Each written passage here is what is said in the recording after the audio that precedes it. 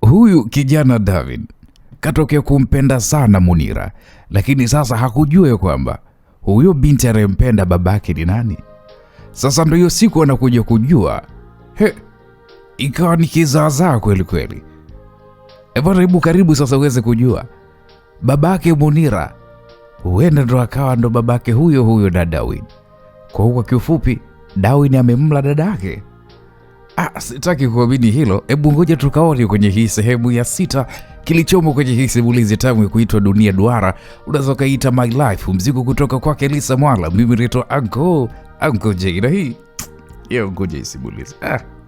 Kijana Vini wewe, umekanyaga. Umeatimba umeatimba. Bora karibu.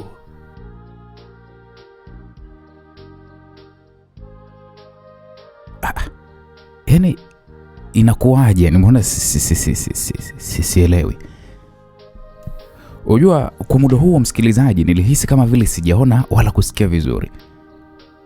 Baba alishtuka akasema, Munira,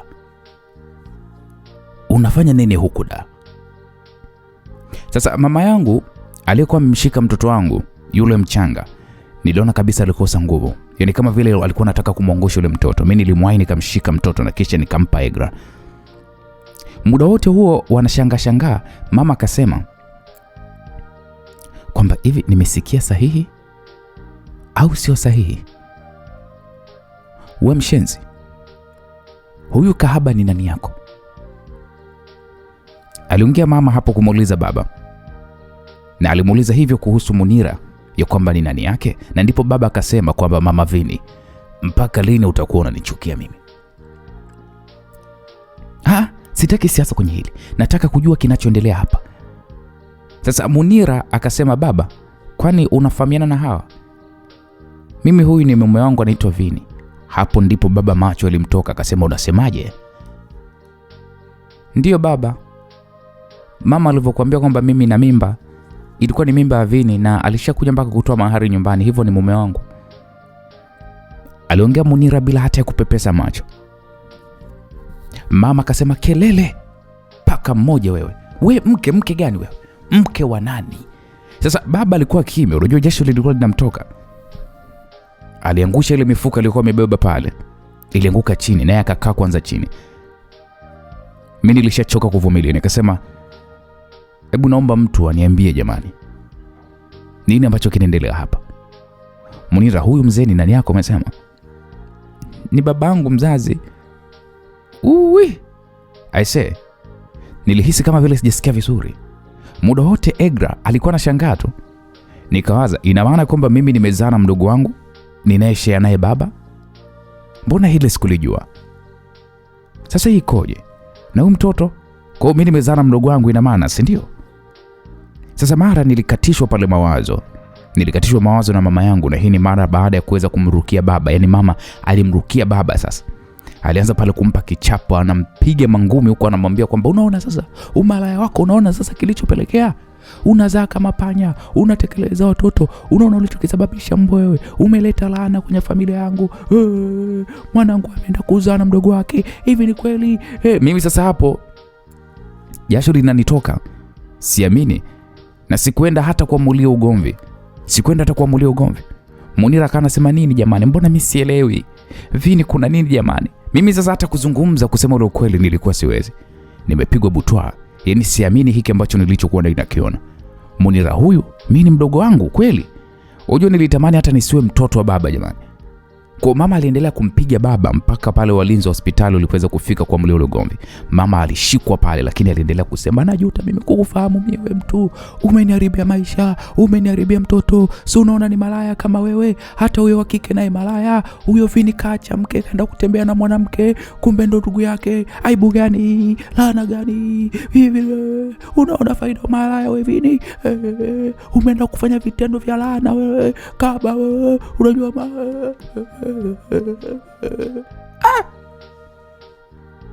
wewe mshenzi tu kama babako Vini, umenisababishia sasa mimi nataka tu unaona kupalana, uondoka katika familia yangu, unanisikia?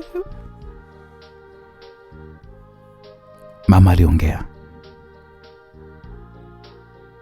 Mama alijua kuongea. Muda wote Egra alikuwa kimya. Mimi kwanza nilivurugwa kabisa juu ya hili jambo. Nilimtazama baba, sikummaliza. Niliona hapa sio kwa kukaa ise. Nikampa pesa Munira, mimi nikaondoka huku nikiwa nimewaacha wao wote wako pale. Nilipanda kwenye gari yangu nikaanza safari huku nikiwa ninawaza kuhusu hii laana sasa. Maana hii ni laana kusema ukweli. Yaani nimelala na mdogo wangu na sio tu kulala naye, nimemzalisha. Hii kitaalamu inaitwaje? Nilizidi kumchukia sana baba kusema ukweli. Kaniharibia maisha kabisa. Haya sasa nimezaa na mdogo wangu. Sasa mtoto je itakuwaje? Niliwaza mpaka nikafika baa. Ilibidi kwanza nimpigie simu rafiki yangu Ivan aje kwanza. Sasa Ivan akaniambia nije na mademo wakali nini au vipi? Nikasema mwanangu njoo wewe mwenyewe mwanangu. Yaani siko poa kabisa kiakili. Oho, basi chap mwanangu niko hapo. Si uko kijiweni hapo? Nikasema ndio mwanangu nipo. Basi nilienda baa naye kutanaga na Ivan, nikapaki pale nikashuka kisha nikakaa. Sikuwa na hamu hata ya pombe kusema ukweli. Niliagiza pale maji tu. Nikiwa na kunywa maji, message iliweza kuingia katika simu yangu. Nikaicheki, alikuwa ni Egra. Nikafungua pale. Egra alikuwa ameandika, nilijua tu dunia duara. Nilijua tu Mungu sio mjomba wako. Eti akuache tu unitendee mimi yote yale. Ona sasa. Ulijifanya kidume malaya, umeenda kuzaa na mdogo wako wa damu. Haya sasa. Huyo mwanenu sijua atawaita nani nye. Bora hata tulivyoamua kujiweka mbali na hii familia ya laana, na bado huu ni mwanzo wa mshenzi, utalipa kwa kila uliloweza kunitendea. Nilisoma hii message ya Egra, unajua nilihisi hasira tu kusema ukweli. Ikaingia message nyingine imeandikwa, nilisahau. Matokeo ni ya laana hayo. Hai, mtoto wa kiume mbeba jina la ukoo amezidiwa na amelazwa kwa hospitali huko. Kwa nadhani ni vema sasa ukaenda kuendelea kuona kiboko cha Muumba, maana kile kitoto ni kithibitisho cha usaliti na laana yenu. Alimalizia hivyo Egra. Unajua niliwaza, hata kama nimekosea, sasa mtoto anakosa gani? Nilitaka kunyanyuka lakini Ivan akawa anafika. Akaniambia mwanangu niambie. Nikamwambia mwanangu Ivan, sijui nina mkosi gani mimi mwanangu kwenye maisha yangu. Nini shida mwanangu? Hapo sasa Ivan ilibidi nimsimulie ya kwamba bwana Munira na mimi ni ndugu, tena wa baba mmoja kabisa. Kwa hata Ivan mwenyewe alishtuka, akasema wewe imekuwaje sasa? Nikasema mwanangu hata sijui mwanangu. Sasa utafanyaje? Nikasema mwanangu sijui. Yaani hata sijui sura yangu nitaiweka wapi. Mimi nimezaa na mdogo wangu mwanangu. Kiukweli hapa yani najisikia hovyo sana. Yaani kama mwana saikolojia basi inabidi nipate ndugu yangu. Siko sawa. Mwanangu unajua sio kosa lako hilo mbona? Ni kosa la babako mwanangu kuzaa watoto na kuwatelekeza mwisho wa siku amjuani mwanangu. Unajua sio wanaume tunakosea sana. Ndio tunapokosea ni hapo tumshua. Mshua angewapokea tu wote, yote haya hata singetokea. Nikasema mwanangu unafanyaje mwanangu? Na mtoto anaumwa, amelazwa huko. Maji akishamwagika mwanangu huwezi kuyazoa. Wewe muache Munira mwanangu, wewe mlee mtoto basi. Nikasema naona mwanangu, naona mpaka aibu. Yaani hata kumtizama wewe Munira hivi, naona aibu. Wewe imagine mwanangu unazaa na dadako, unamtazama vipi? Na yule mtoto, mwanangu yeye mpaka kuchanganyikiwa Ivan. Kweli lazima uchanganyikiwe mwanangu. Wewe unachotakiwa kujikaza wewe mwanaume. Huna cha kufanya zaidi ya kukubali ukweli. Ila na wewe jifunze mwanangu. Acha kuzaazana na wanawake ovyo. Utakuja kusababisha fedheha kama hizi ndugu yangu. Ivan, mimi nimejifunza mwanangu. Basi twende tukamwone mtoto hospitali. Ndio okay sawa. Kwa tulitoka mpaka hospitalini tukiwa tuna gari ya Ivan, maana ya kwangu ilibidi sasa niache pale ba. Sikuwa naweza hata kuendesha kabisa gari. Sikuwa sawa. Tulifika hospitalini tukamkuta pale Munira kavimba mno. Macho yamemtoka, yuko na mzee sasa, ambaye ni baba yetu. Kiukweli nilikasirika kumuona. Nikasema hivyo mzee, unafanya nini hapa? Munira akasema, naomba tofauti zikae pembeni. Mvini, mtoto anaumwa tena sana, amezidiwa, hali yake sio nzuri. Muda huo msikilizaji, walikuwa nje tu hivi ya ward. Nikasema sikiliza, naomba nikamuone. Na pia nataka kujua nini shida. Shida sijui ni ghafla tu mtoto simuelewe. Ulivyoondoka tu ndo nikarudi kwa daktari. Munira aliongea hivyo huku chozi likiwa linamtoka. Nikasema haya twende. Tulienda pale moja kwa moja wodini. Nilishtuka kumuona mtoto. Yaani alikuwa wa njano mwili mzima na viungo kama vilikuwa vimemlegea hivi mikono, yani kama vile sijui nisemaje. Mikono yake hivi kama imejikunja. Aisee, mtoto kawa mdogo mno. Unajua mpaka mwenyewe nilishtuka, nikasema nini kimetokea? Au ndo laana yenyewe sasa? Munira akaniambia mimi mwenyewe hata sijui, ila daktari amemchukua vipimo ndo kasema kwamba ataleta majibu. Hapo Munira ananijibu lakini macho yake yamemuiva kabisa kwa kulia. Ivan akaniambia mwanangu, tukamtafute daktari tujue. Nikasema sawa. Hapo nikiwa naumia sana moyoni. Mbona kama vile mauzauza kwenye maisha yangu? Sawa, mtoto anaumwa, lakini mabadiliko haya mbona yamekuwa ni makubwa mno tena kwa muda mchache mno? Unajua nilisema mpaka Ivan akaniambia mwanangu, sikia, usiwaze mwanangu, daktari atatupatia majibu sahihi. Kwa kweli tulitoka mpaka sehemu wanayokaa wauguzi. Tukauliza pale kuhusu hali ya mtoto. Tukiwa kabla hata tujajibiwa, aliingia jamaa mmoja hivi akiwa na koti jeupe. Nesi akasema, afadhali daktari amefika. Hao walikuwa wanamuulizia yule mtoto aliyelazwa muda si mrefu. Daktari akasema, mna mahusiano gani na yule mtoto nyewe? Mimi pale nikajitokeza nikasema mimi ni babake mzazi. Okay, pole sana. Nikasema asante sana daktari, naomba kujua nini kimemkuta mwanangu? Mtoto wako ana homa ya manjano na pia seli zake za kulinda mwili wake zinafubazwa na ndio maana mtoto anakuwa yuko vile. Zinafubazwa daktari? Zinafubazwa na nini? Ndio tunaendelea na uchunguzi. Kuna dawa nimeziandika utanunua na kisha ataanza kutumia, ni za maji pamoja na sindano. Lakini daktari, mwanangu si atapona? Tuombe Mungu. Majibu ya daktari kuniambia kwamba tumuombe Mungu ndio kuna kupona kwa mwanangu. Unajua alinifanya nizidi kukosa amani kabisa. Maana daktari akishakwambia tu bwana, palipobaki hapa tumuombe tu Mungu. Yaani kwenye kupona huyu mgonjwa tumuombe tu Mungu. Ina maana kabisa uhakika wa kupona hakuna. Nikasema sawa daktari. Naomba basi hiyo risiti nikanunue pale dawa. Kweli daktari akaniambia sawa. Akawaambia pale wanipe wale manesi wakati alikuwa ameenda kuangalia wagonjwa wodini. Nesi alinipatia pale karatasi ya dawa huku anasema usijali kaka yetu, huyo ni daktari bingwa wa watoto, hivyo mwanao yuko mikono salama. Nikasema okay, asante sana. Kwa nilitoka pale na Ivan mpaka duka la dawa la hospitali.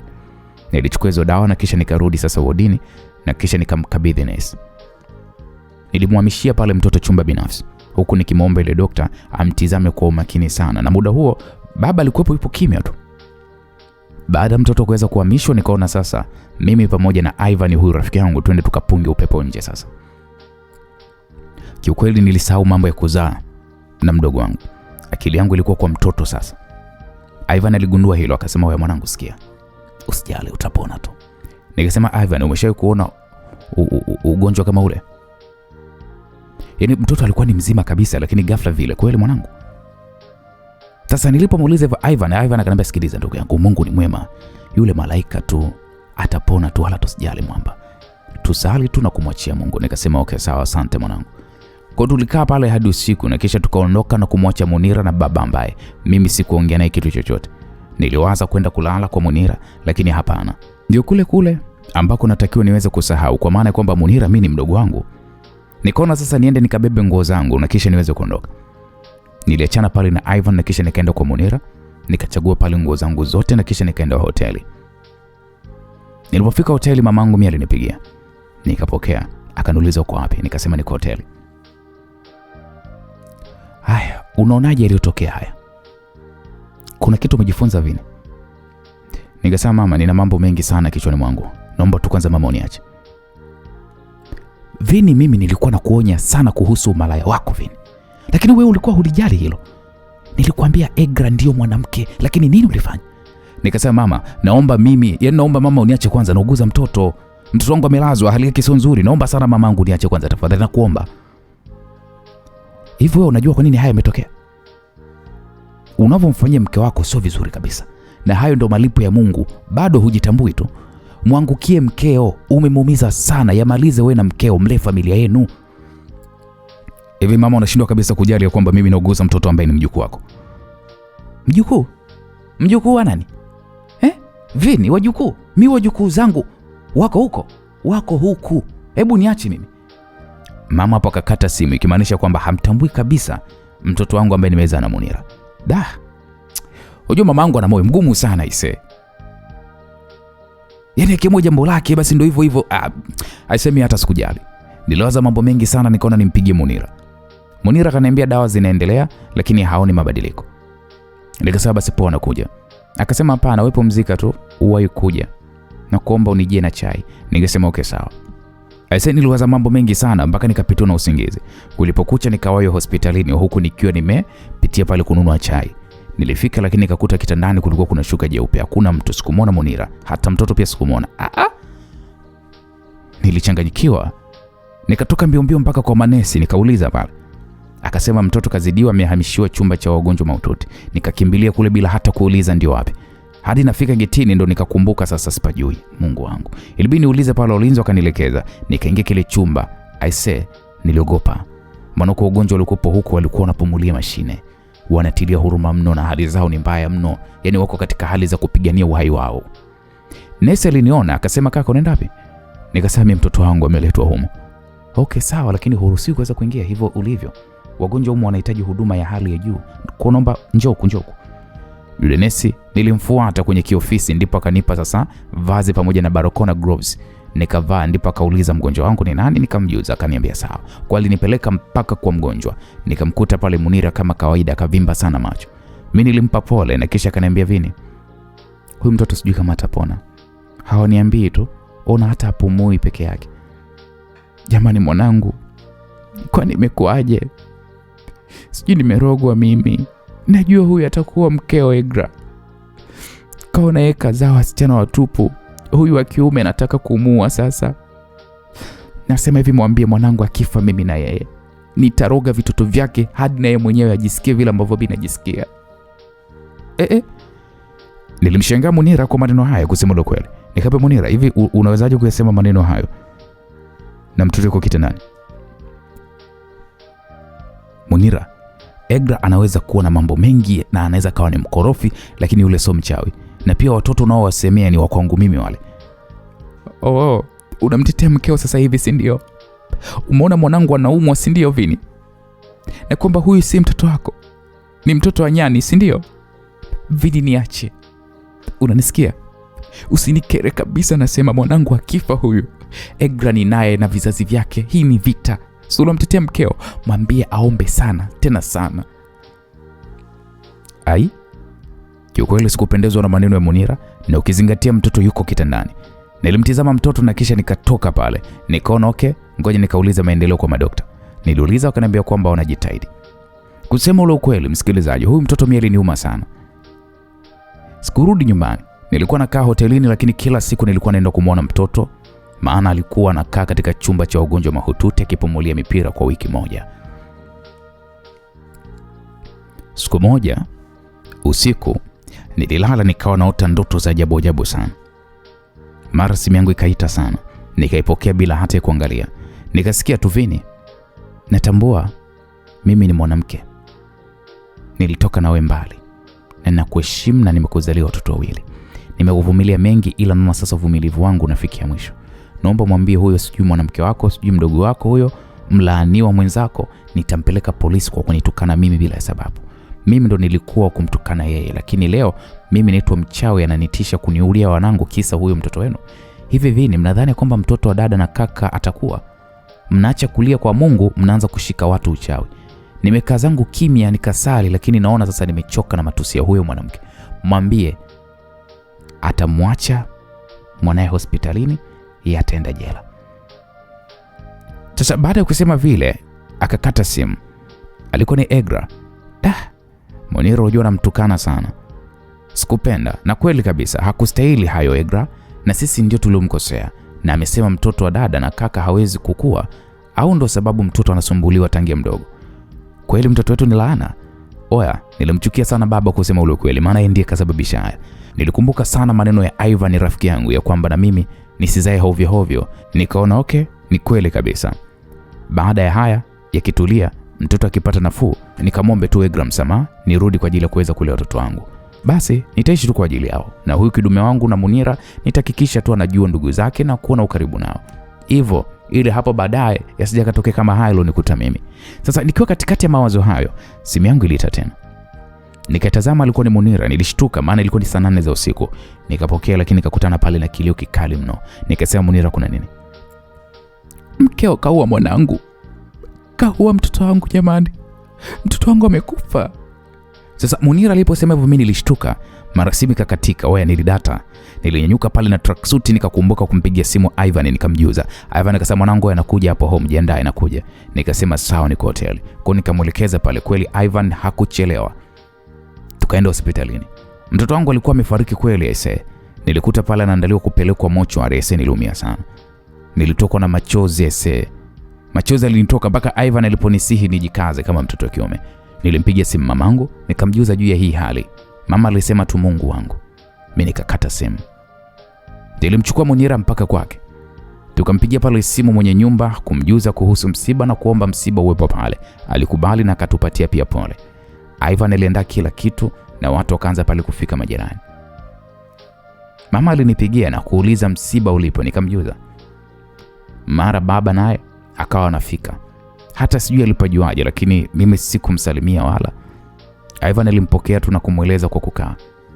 Kulipoweza kukucha hata tujalala. Watu walifika wengi.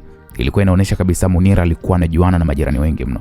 Kwa tulijadili pale kuhusu kuzika, tukakubaliana pale azikwe Dar es Salaam, ila Munira aliomba mama yake afike kwanza. Kwa nikasema okay, sawa. Naye hakuchelewa kweli, alifika mapema maana alianza safari mapema. Hivyo tukaenda pale mazishini tukazika na mama alikuwepo pia. Ila Egra sikumuona. Baada ya maziko sasa tukarudi nyumbani. Wanawake walikaa nje kwenye matenti huku sisi wanaume tuko pembeni. Nilikuwa najadiliana pale na kina Ivan mambo mbalimbali wakinitia moyo. Mara nikasikia he nini kinaona? Umekuja na wewe si ndio? Malaya mnafiki wewe, huna aibu. Asapo mimi nikatazama nini kinachoendelea. Alikuwa ni Munira kasimama hapo anafoka kweli.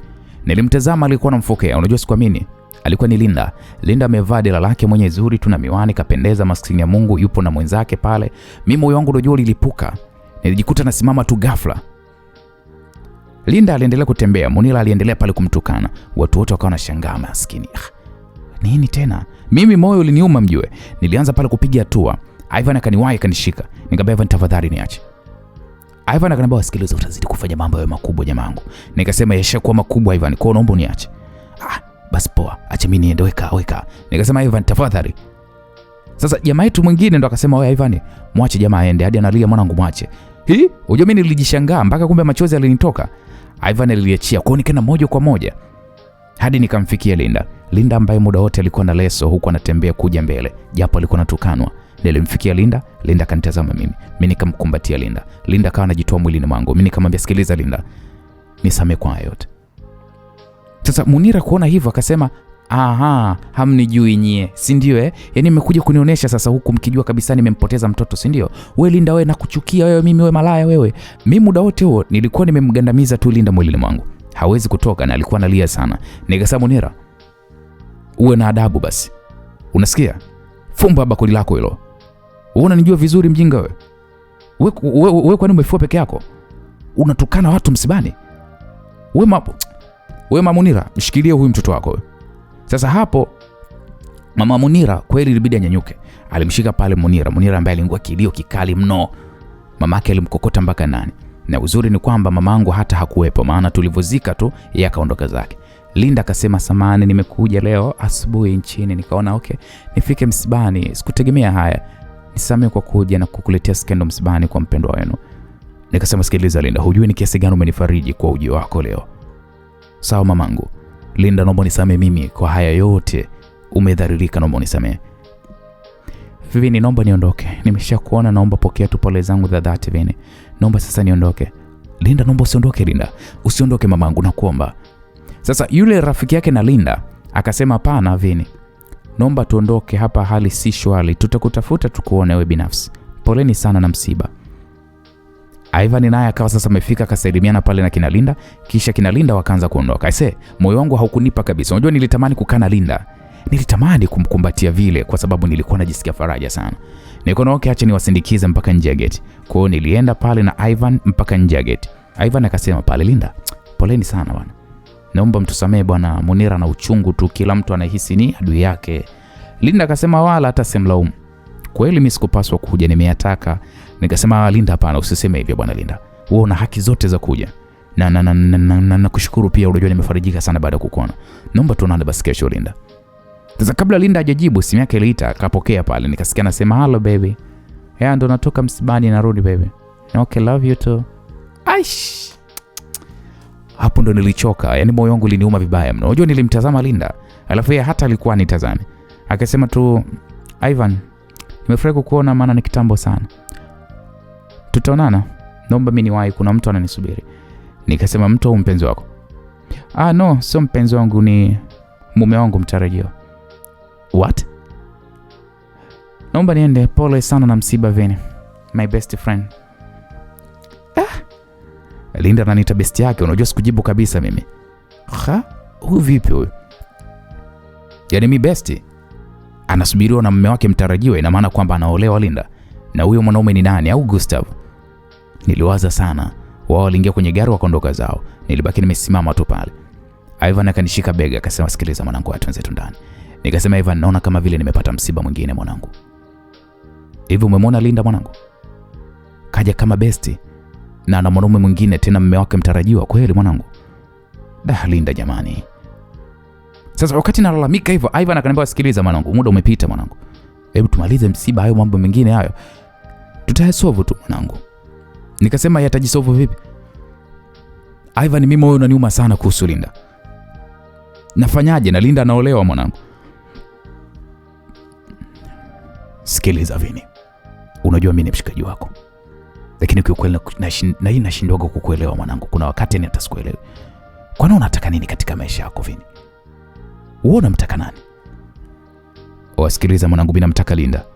Linda ndo kila kitu. Nilidhani ni Munira namtaka kwenye maisha yangu, lakini ninavyojisikia kwa Linda ni tofauti kabisa na Munira. Naona sasa huyo Munira ni mdogo wangu wa damu. Na hata sijui kwa nini kamfanyia hivyo Linda. Sikiliza mwanangu Vini, nakuomba sana, tuliza kichwa. Baki tuna Egra, lea familia yako mwanangu. Usije urudia makosa mzee kama alofanya babako. Nisikiliza Ivani. Linda mimi naumia sana alichonifanyia. Mimi moyo wangu umeshindwa kabisa kumsahau. Sikiliza Vini. Katika maisha sio kila siku tunapata tu kile ambacho tunakitaka mwanangu, sijui unaelewa? Linda mwache aende. Muone huruma. Hata ona jinsi alivyotukanwa, yote ni kwa sababu yako. Anaingia katika vita ambayo hastahili. Kama na mume wake mtarajiwa akakubali kuolewa, ina maana kwamba anampenda. Mwache mwanangu, simharibie maisha. Unajua nilimtazama Ivan, niliona kama vile anaongea madudu gani sijui. Yaani sikumuelewa kabisa. Mimi Linda ananipenda mimi tangia tunasoma. Leo nampenda mwanamume mwingine? No.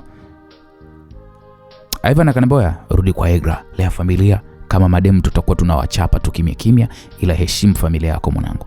Ushateseka sana na mahusiano. Ona sasa yamekukuta makubwa na hujayatatua bado kuhusu ndugu wenu na Munira.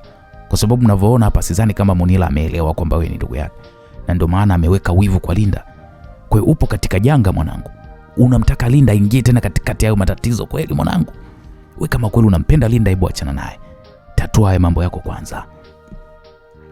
Alimaliza hivyo Ivan, niliona kama vile analeta madudu gani sijui. Nikamwambia, sikiliza, poa, fresh.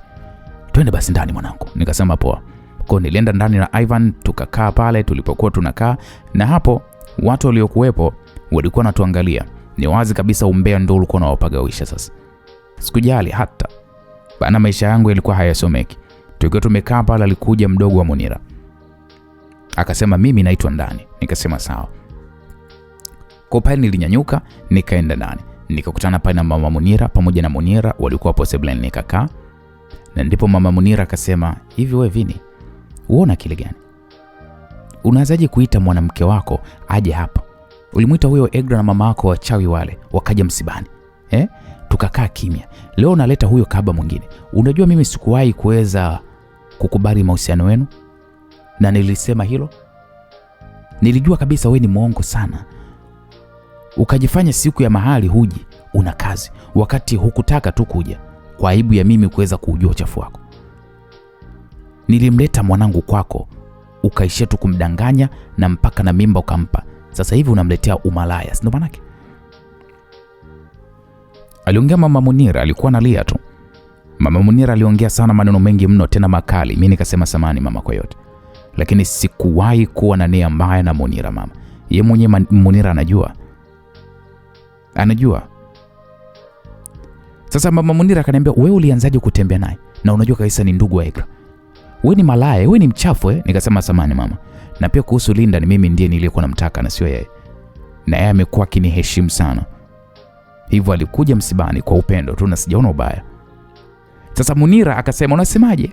Nikamwambia, tulia Munira, mwanaume naongea. Hapo niliongea huku nikiwa nimekunja uso, unajua nilikuwa na hasira. Nikasema sijapenda kilichotokea na sitokaa nipende.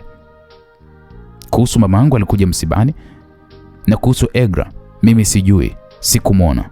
Naombeni mnisamee pale nilipoweza kukosea, na pia naomba niweke hili wazi. Japokuwa simpendi baba yule mzazi, lakini mimi ni mtoto wake na damu inayopita kwenye mishipa yangu ni ya kwake. Hivyo Munira, nafikiri ni wakati wa kuweza kukubaliana na ukweli sasa kwamba mimi ni kaka yako wa damu. Wivu sijui nini, sidhani kama utaweza kukusaidia, na ndio maana nimetoa nguo zangu zote kwako, sababu nakutambua kama mdogo wangu sasa. Sasa nilipozungumza hivyo, mjio Munira alicheka. Sasa kicheko chako siji cha uchungu, kwa sababu akasema, Vini, unasema nini wewe? Nikamwambia, umenisikia? Naona unanitania wewe. Mdogo wako mimi?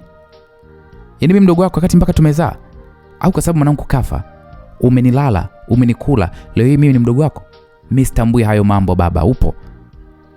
Baba na mama hayo ni mambo yao. Nachojua ni mimi, wewe ni mume wangu. Na kama mimi, sijui nikwambiaje, hakuna mwanamke yoyote atakayeweza kuwa na wewe. Na usifikiri naongea na tania Vini. Usinijaribu, nishapoteza mtoto, sina cha kupoteza na sio ni shida mimi kufungwa. Munira alinyanyuka pale na kuanza kutoka nje huku akiwa anafuta machozi. Maana yalishaacha kutoka. Alikuwa ni kama mtu vile aliyechanganyikiwa. Mamake alinitazama pale akasema, wewe mtoto wewe, kweli umerithi kila kitu kwa babako.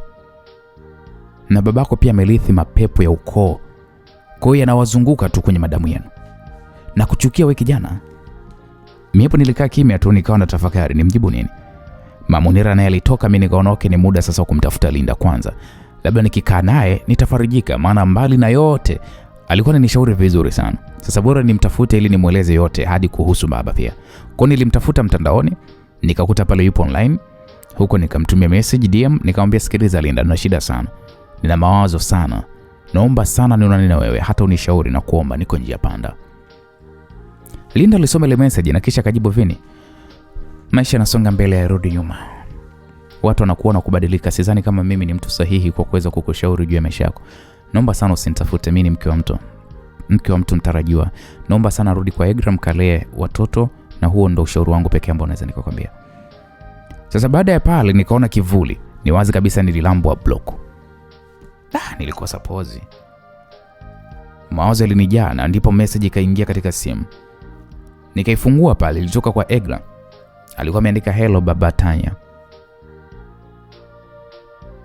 Kutoka ndani ya moyo wangu ni kuombe msamaha kwa yote niliyoyaongea kwa hasira. Sikukusudia kukuumiza wala kumkashifu kiumbe asiyekuwa na hatia. Ona leo amefariki, najisikia vibaya sana, najiona mkosaji sana. Tafadhali naomba sana unisamehe, na pia pole sana kwa msiba huo mzito. Nilikuja kuzika, ila tu sikutaka mnione kwa sababu ya ubaya wangu. Nilifanya yote sababu ya wivu. Naomba sana unisamehe, nimekosa mbele za Mungu na mbele zako. Naomba baada ya msiba uje nyumbani tuweke sawa juu ya kuweza kulea hawa watoto. Maana nimeamua sasa kuendelea na maisha mengine na mtu mwingine bila wewe, ili tuwe uwe na amani, maana nasikia Linda amerudi. Mimi ni mama Tanya.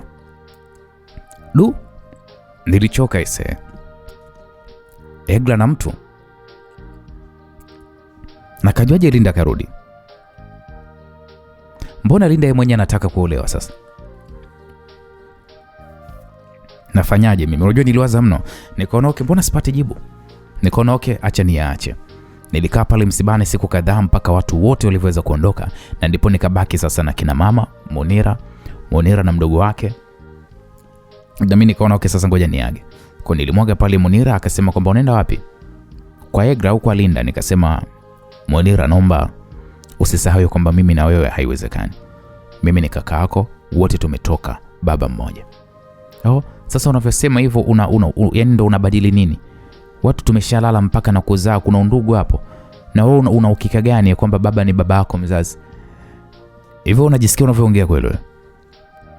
Hivyo kichwani mwako Munira unawaza nini?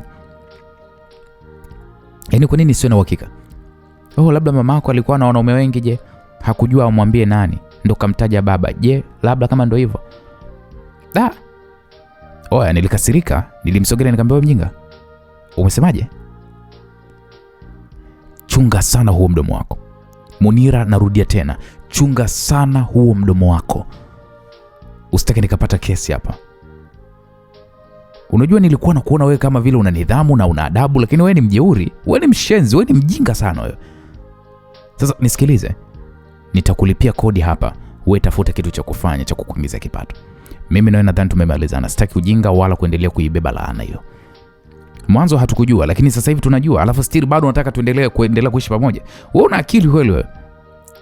Baada ya kukiri makosa yaliyotokea, still unataka kuendeleza tia upumba. Wewe. Sasa nilipokuwa namsema Munira, Munira si ndo akaanza kulia. Yani wewe hujali maumivu yangu ya kupoteza mimi mtoto, unaniambia hayo wakati huu ni kweli mimi. Nikamwambia usikiliza wewe. Haya mambo lazima tuongee, utake ustake, hivyo sioni sababu ya kuweza kulia. Na uhalisia unaojua. Yote haya kayataka baba yako. Yes, mimi narudi kwa Egra. Nitaenda kumwomba msamaha na nitaishi naye kama mwanzo. Kwa hiyo kwa heri. Niliaga hapo. Munira akasema, Vini, umetangaza vita na kwambia mimi sikubali, huyo Egra mchawi kaua mtoto wangu, leo na niache kwenda huko. Nasemaje? Ama zangu ama zake. Hutakuwa na furaha wewe na kuapia, si wewe wala huyo mwanamke wako mchawi. Mimi sikumjali kelele zake. Nilitoka zangu pale moja kwa moja mpaka lodge.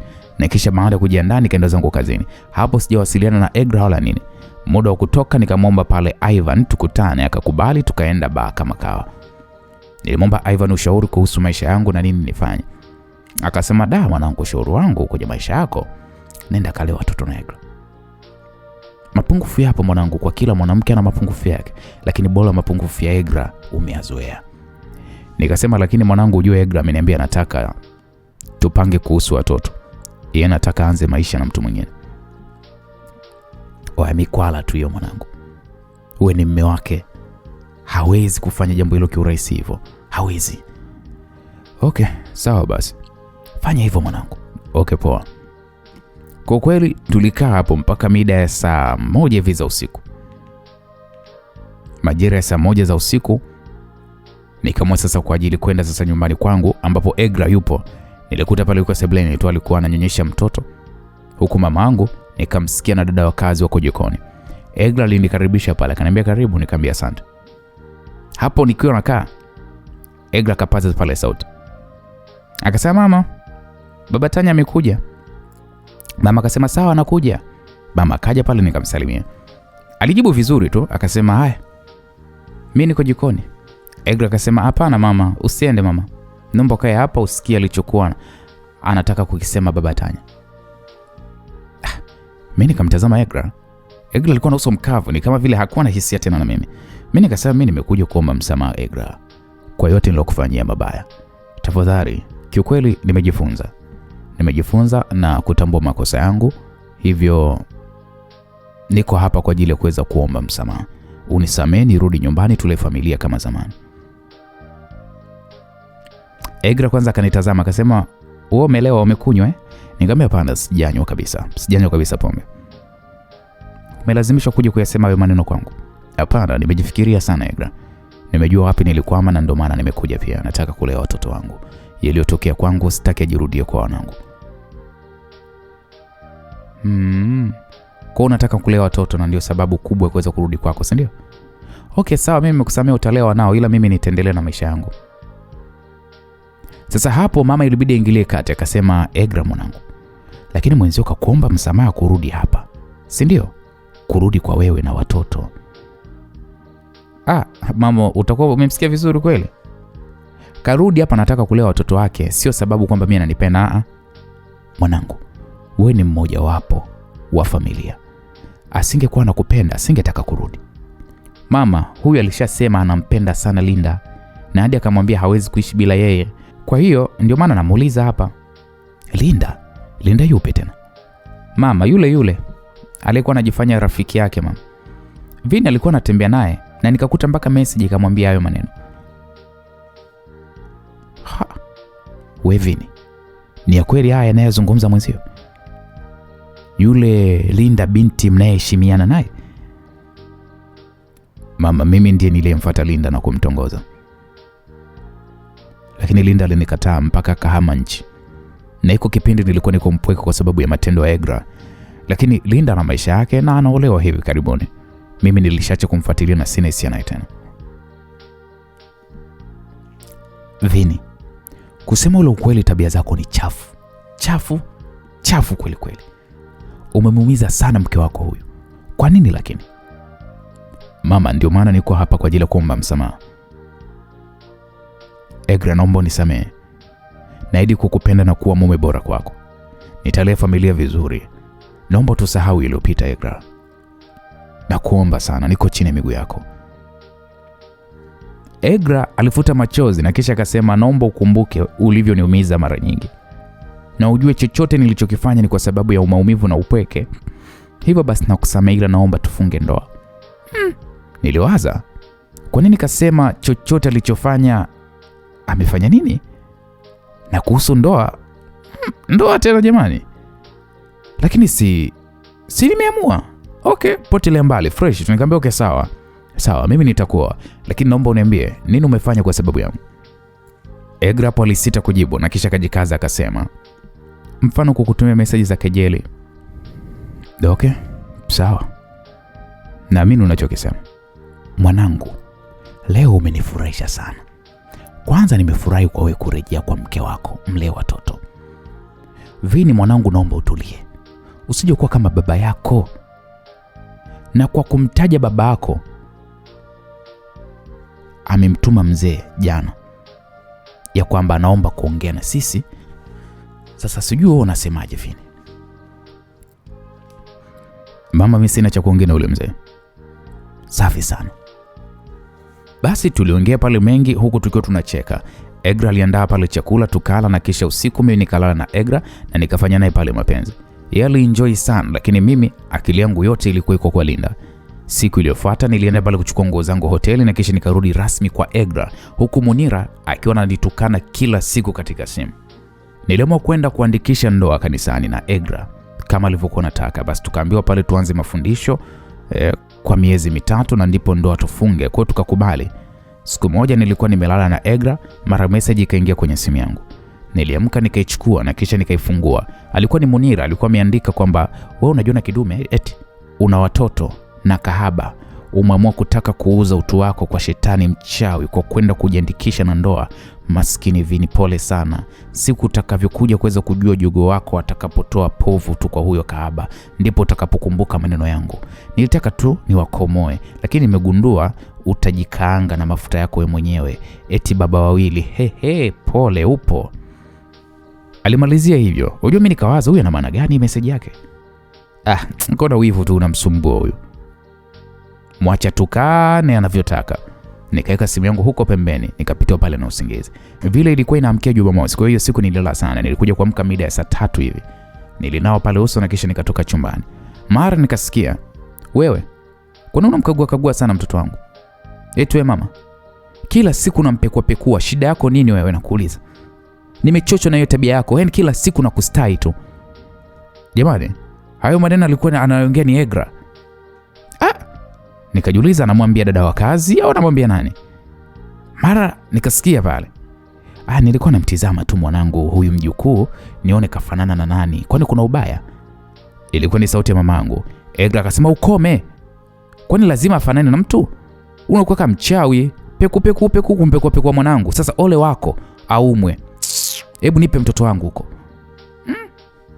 Egra namjibu hivi, mama, sikupendezwa, lakini nikakumbuka mama anampenda sana Egra. Lakini nikajiuliza, kwa nini Egra anakasirika kitendo cha mama kumkagua mtoto sana mpaka anamjibu majibu kama haya? Sasa mama akasema, mwanangu jamani, maneno gani hayo kuniambia mimi? Mbona kawaida tu mwanangu, mimi ni bibi. Nipe bwana mtoto wangu. Ndo shida sasa kukaa sana huku.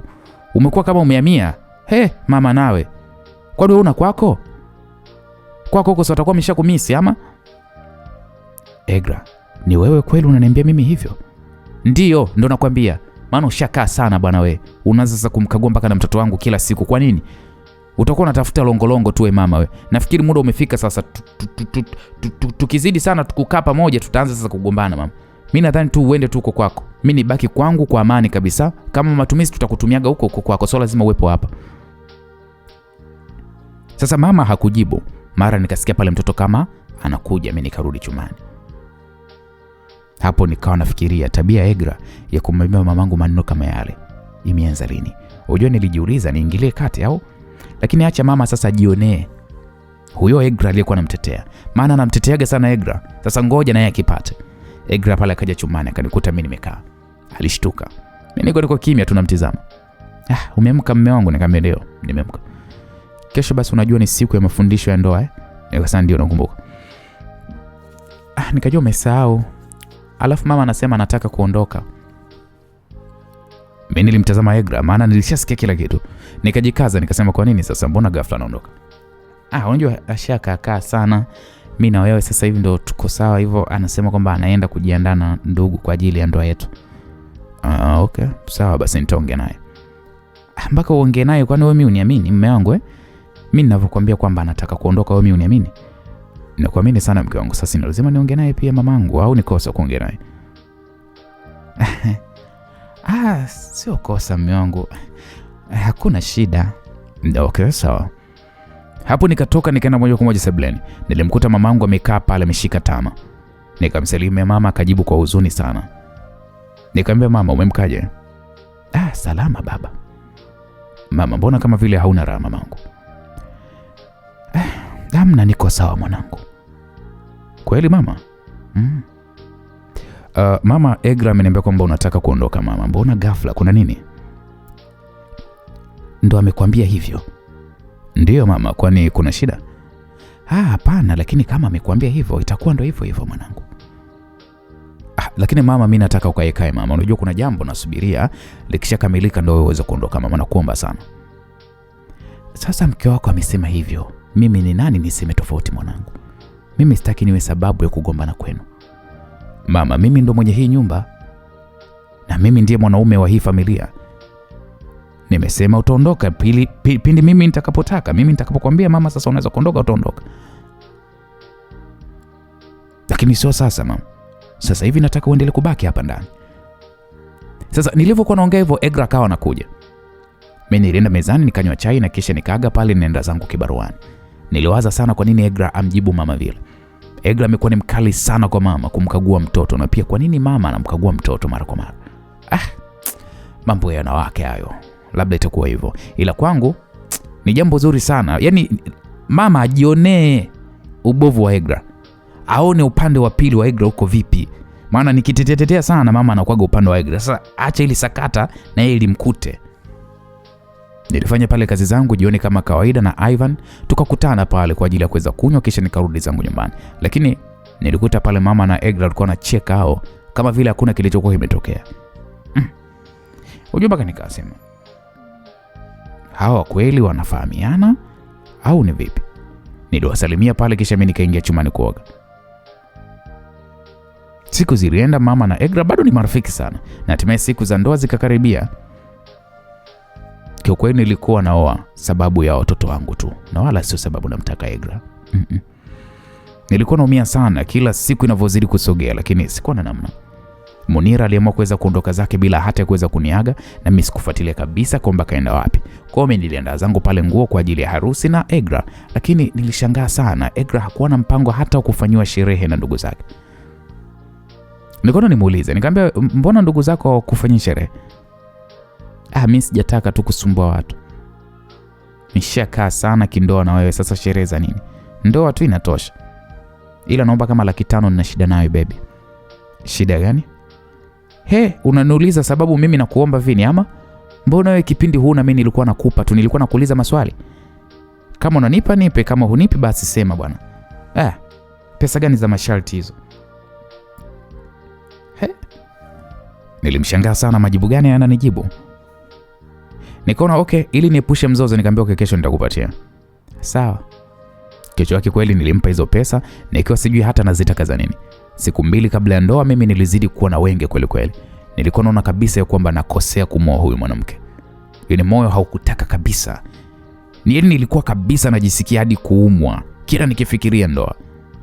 Kweli mimi naenda kufunga ndoa ya kanisani na mwanamke nisiyempenda, afu ndoa yenyewe kanisani. Yaani bora tengekuwa ya Kiislamu ya kanisani. Ukifunga ni mkataba hiyo. Mwanamke anaenda kumwoa ni yule aliyeniumiza sana. Mbona bado namwaza sana Linda? Niliwaza sana huku moyo wangu ukiwa unauma vibaya mno. Nikaona hapana. Ngoja niende kanisani. Nilienda kanisani nikakaa, kulikuwa kuna ibada ya jioni. Siku hiyo nilitubu dhambi na kisha nikaanza kumwomba Mungu, maana kifua kilikuwa kinaniuma sana. Maumivu kila nikiwaza ndoa, yani maumivu. Nikamwomba sana Mungu anipe ujasiri, kama ninalolifanya hili ni halali yangu kumwoa huyu Egra, basi alihalalishe, moyo usiniume. Lakini kama Egra sio halali yangu, basi anisaidie kikombe hiki mimi nikiepuke ese. Nilisali kwa muda mrefu sana nikiwa nimeinama. Sikujua hata kama ibada iliisha na watu waliondoka, hadi nilipoweza kushikwa begani na mtu ambaye aliyekuwa anasema amen. Nikashtuka, alikuwa ni mchungaji. Nikakaa pale vizuri. Akasema, mwanangu, umesali sana, na imani Mungu atakuwa amesikia na atakujibu. Nikasema amina. Kwema, lakini mwanangu, hivi kesho kutwa si ndo ndoa yako yawe? Nikasema ndio mchungaji. Basi Mungu akusaidie ndoa yako ifanikiwe, maana siku za kuelekea siku kubwa yenye baraka za kimungu huwa sio rahisi. Kuna majaribu na mawazo mengi sana kukukatisha tamaa. Nikasema ni kweli mchungaji. Ndio. Nikasema amina. Lakini mchungaji, kuna jambo bwana. Jambo gani? Naomba nikueleze. Kwa kweli mimi nilimsimulia mchungaji kila kitu kuhusu maisha yangu, kuanzia kuachwa na baba mpaka matendo ya Egra mpaka Munira na Linda, na nikasema mimi moyo wangu kwa mwanamke mmoja anayeitwa Linda. Lakini huyo Linda anaolewa naye mwaka huu, au sijui ameshaolewa, maana sijasikia habari zake na sijamuona.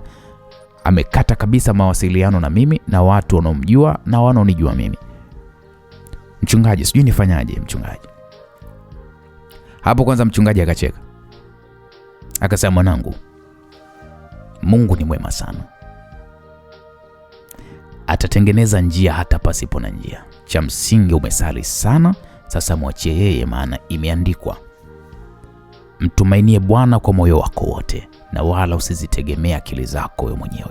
Katika shida zako zote mshirikishe yeye na yeye atanyoosha mapito yako. Sasa mwanangu, muamini Mungu na mwachie yeye, wewe hata usiliwaze hilo. Nikasema sawa mchungaji. Akaniambia funika macho tuombe. Nikafunika pale macho, akaomba pale na kisha tukaagana, mimi nikarudi nyumbani. Nilifika nyumbani lakini ni kama vile hapa kuona mtu. Nikapaki pale gari nikaingia ndani, lakini nikasikia kama vile porokoshani store kule. Nikaenda huko store, nikasikia mama anaongea na simu. Anasema na wasiwasi sana na huyu mkwe. Anatoka sana sasa hivi. Na na wasiwasi sana. Hataki mimi hata nimshike mtoto yule mdogo. Sijui shida ni nini.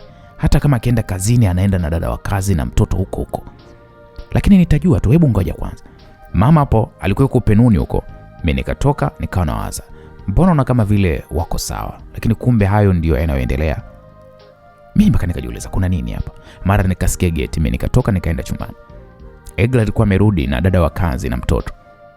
Walipika pale, nikaitwa kula, tulikula kama kawaida na kisha tukaenda kulala. Usiku mwingi ndo nilishtuka, lakini Egla alikuwa hayupo kitandani. Mimi mpaka nikajiuliza kaenda wapi? Kaenda toilet au vipi? Nikapuuza, lakini muda ulivyozidi kwenda Egla harudi. Nikamwona mimi kwenda huko kwa mahali watoni, yani toilet. Hayupo. Nikarudi chumbani nikagundua mlango wa chumbani kwetu haukufungwa, ulikuwa wazi kidogo. Nikaufuata pale nikaufungua taratibu, nikaanza kutoka. Nikafika sebleni nikaona mlango wa nje uko wazi kidogo. Nikachungulia nikamwona Egla yuko kibarazani anaongea na simu na anasema hivi, nini shida yako? Lakini kama pesa mbona mimi nishakupa 500 lakini bado tu unanitishatisha? Kwani alikwambia mimi nikiolewa ndio haki yako inaondoka nani? Bwana tafadhali na kuomba ili lipite, mimi na wewe tutaongea. Kesho kutwa tunapanaolewa na kuwa halali. Hapo naweza kufanya lolote jamani, sawa? Na haki yako kama baba, mbona mimi na wewe tunajua iko pale pale Please bwana nielewe mimi mwenzio. Mimi mpaka nikajiuliza, huyu anaongea na nani? Haki kama baba kivipi? Hapana, kuna kitu hapa. Lazima nijue. Unajua niliwaza, nikafungua mlango wote. Egla alishtuka. Nikasema Egla, nipe hiyo simu. Egra alizubaa kama vile hakuamini. Nikamwambia unanisikia? Nipe hiyo simu nimesema. Mme wangu umeamka? Nikamwambia nimesema nipe hiyo simu.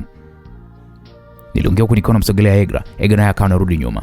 Mara kaidondosha ile simu kwenye kindoo. Kilikuwa kiko hapo kina maji. Na kisha akasema, mama simu yangu." Mimi nilikereka sana. Sababu niliona kabisa akafanya vile maksudi. Nilienda pale faster nikamsukuma nikaiwai ile simu kwenye ndoo. Nilitoa pale majini nikaifuta nikaanza kubofya pale, lakini maji yalikuwa yameshaingia. Hata touch ikawa haitachi tena. Mara ikatokea pale kama shoti kazima. Niligeuka nikamtizama Egra. Nikamwambia unanitania wewe mwanamke, si ndio? Ulikuwa unaongea na nani kwenye simu? Na ana haki ya kuwa baba kwa mtoto yupi? Mme wangu jamani, ndio hiko kilichokufanya unisukume. Nikamwambia Egra, nitakupiga nikuue. Nataka kujua ulikuwa unaongea na nani. Maana nimesikia kila kitu Egra. Basi naomba tuende chumbani. Mme wangu unajua kwa usiku tutaongea huko nje sio vizuri, tutaamsha watu. Nilikuwa na hasira, nilimzaba Egra kibao hiko na kisha nikamwambia usintaniwe mwanamke. Wewe ulikuwa unaona huku ndio kunafaa kuweza kuongea na simu. Sasa nataka kujua sasa hivi. Vinginevyo Egra nitakupiga. Na hapata kuwa na ndoa. Kisa simu unanipiga. Unajua mimi nilikuwa naongea na nani mimi? Kisa simu ya shemeji, si ndio? Utaki kuniacha mimi, unanitafutia sababu wewe. Wewe niambie tu kama unatafuta sababu mimi ili uwe na Linda. Sasa unajua alivyokuwa naongea hivyo Egra ndo alizidi kunikasirisha. Linda anatokea wapi hapa? Hivi anajua jinsi gani mimi najitoa sadaka ni moyo yeye. Tena namuoa yeye nisiyempenda. Na huyo Linda ambaye nampenda mimi hanitaki.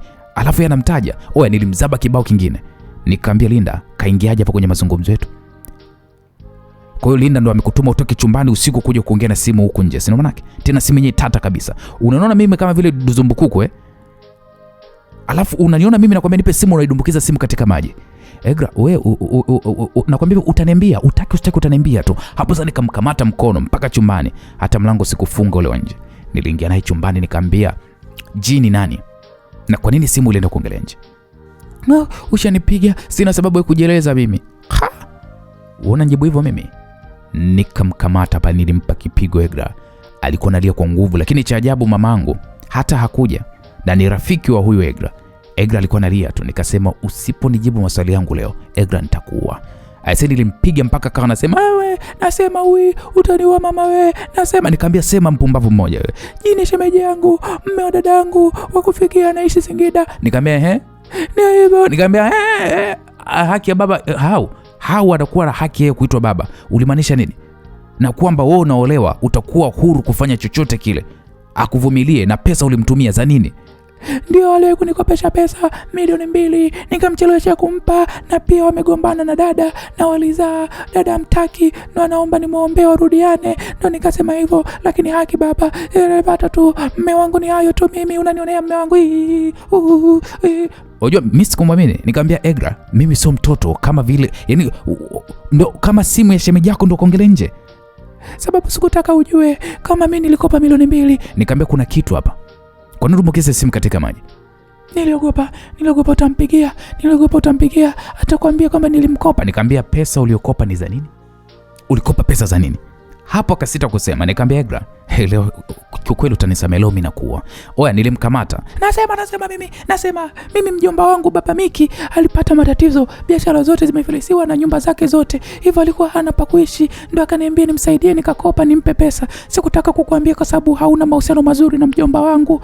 Nisamee mimi mme wangu. Nikamtizama, unajua sikuamini hizo habari. Nikamwambia wewe unanidanganya Kweli maisha yamefulumiwa mimi magumu, mimi sikudanganya kweli kabisa. Nikamwambia kuna kitu kimejificha hapa. Egra, na nitakijua tu. Nitakijua nakwambia. Na nikijua, utajuta. Hapo sasa nikamwachia, kisha mimi nikapanda kitandani kulala. Lakini usingizi ulikuwa hauji kabisa. Nilihisi kuna kitu kikubwa mno kwenye yale maneno yake. Sio shemeji ese. Kwa nini aongelee nje usiku? Na kwa nini aseme pesa kampa lakini bado anaendelea kumsumbua? Pesa ni za kwangu zile 500 alizoniomba kwa fujo. Kichwa changu kilikataa kabisa kujaa kwenye yale ambayo yeye aliyesema. Niliona ni uongo eti. Baba Miki kafilisika. No, how? Hata kama watu wanafilisika lakini sio kwa haraka hivyo baba Miki afilisike hivyo. Egra alibaki amekaa chini analia. Nikasema sitaki kelele, panda kitandani ulale. Egra kweli alinyanyuka na kisha akapanda kitandani akawa anavuta tu pale mafua. Utazani labda kondoo. Nilikumbuka kuhusu simu yake, nikaenda kuifuata pale, nikaificha. Kulipokucha sasa niliamka nikajiandaa kwa ajili ya kuweza kutoka. Nilikuta pale mamangu yuko sebleni. Nikajua kumesha kucha ya jana tena. Nilimsalimia mama, alijibu marahaba mwanangu, umemkaje? Nikasema mimi nimemka salama tu. Mbona kama umeulamba? Mbona umependeza? Unaenda wapi? Nikasema kuna sehemu na wahi mama. Sawa. Nikasema sawa. Lakini mama unajua hakuniuliza kitu. Unajua mpaka nilishangaa. Na muda huo nimemwacha Egra kalala. Na hapo siku inayofuata ndio ndoa. Kwa nilitoka sasa hadi kwa fundi simu, nikampa ile simu ya Egra, nikampa pale maelekezo ya kwamba nataka simu hii ipone kwa gharama yoyote ile na kwa haraka sana, na kisha asiflash kabisa, asije akatoa data zote. Nataka tu simu ile fanyaje, ipone na ibaki kama ilivyo. Fundi akasema sawa.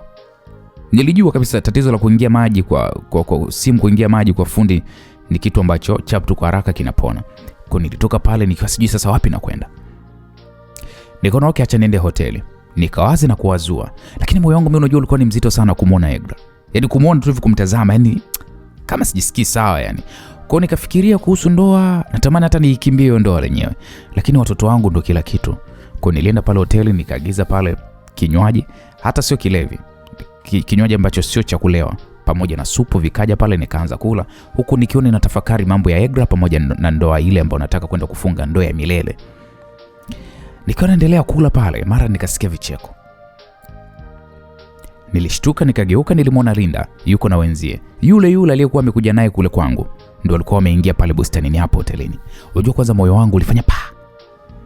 Yaani mtoto huyu Linda akazidi kuwa mzuri mno. Unajua nilimtizama, macho yetu yakagongana. Sasa hapo ndo alishtuka Linda, lakini akazuga.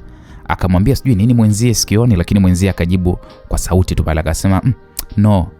Hadi ile msosi wa hapa nina hamnao. Alivuta pale kiti cha meza jirani, kisha wakakaa. Mimi ndo nikajua kumbe Linda itakuwa alimwambia rafiki yake wafanyaje, waondoke ile eneo.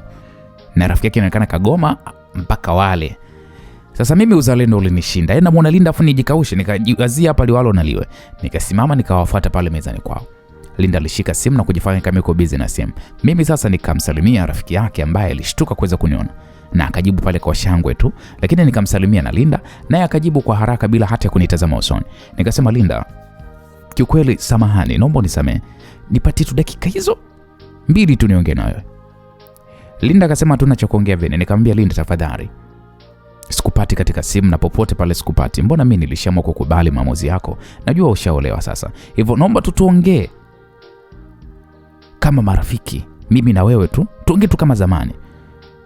Kwa nini unanichukulia? Kwa nini unanichukia kiasi hiko Linda? Sikuchukia Vini. Na mambo hayawezi kuwa kama zamani. Na unalijua hilo Vini. Mimi najua, na mimi naoa kesho Linda. Mimi naoa kesho.